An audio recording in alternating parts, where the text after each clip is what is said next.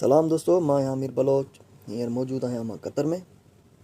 ऐं हीअ आहे कतर जो मेट्रो स्टेशन जेको असां हींअर हेठि वञी रहिया आहियूं लिफ्ट जे ज़रिए।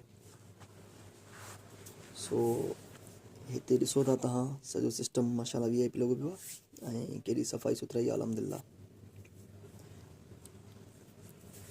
हीअ आहिनि सॼो सिस्टम क़ानूनी तरीक़े सां, हर को पंहिंजे सिस्टम सां ईंदो वेंदो। ॾिसो था, न को रश न को छा, हर को अचण वञण में मसरूफ़ आहे।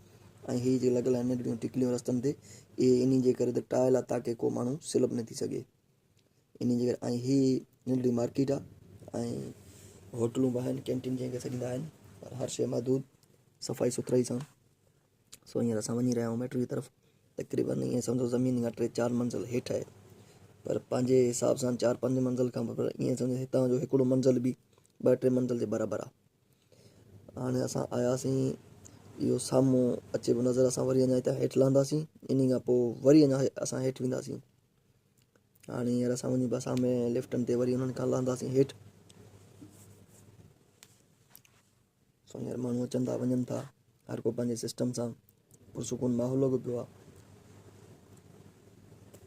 इहो बि हिते कैंटीन आहे साइड ते सफ़ाई सां। सो हाणे हितां मां पंहिंजो खीसे मां कढियो कार्ड।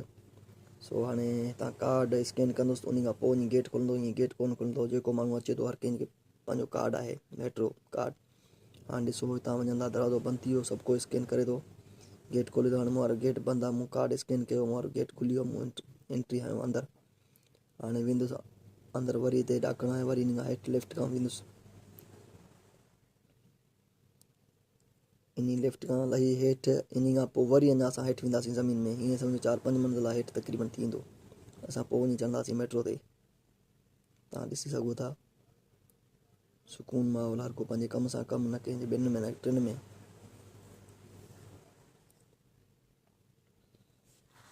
ऐं सॼो सिस्टम हिते ऑटोमेटिक, सॼो तक़रीबन सिस्टम ऑटोमेटिक आहे।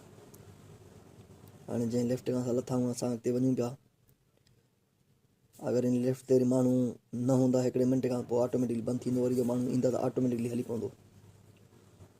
असां हिकिड़े 2 लिफ्टनि खां लथासीं, वरी तक़रीबन असां हेठि वेंदासीं अञा आख़िरी लिफ्ट ते। हाणे लिफ्टनि ते असां हेठि था वञूं, माना हिते जीअं आवाम खे तकलीफ़ न थिए, माना जीअं आवाम ख़ुशि थिए, ऐं उन तरीक़े सां आवाम खे हिते ख़ुशि था करनि। पंहिंजे मुल्क में जीअं आवाम ज़लील थो थिए, तीअं ज़लील करनिसि था। हिते उहो सिस्टम न आहे, हिते आवाम जी ख़िदमत आहे। हाणे हिते असां सिर्फ़ु 2 रुपया माना हिन जा कार्ड मां कटिबा आहिनि, सिर्फ़ु 2 रुपया। ऐं 2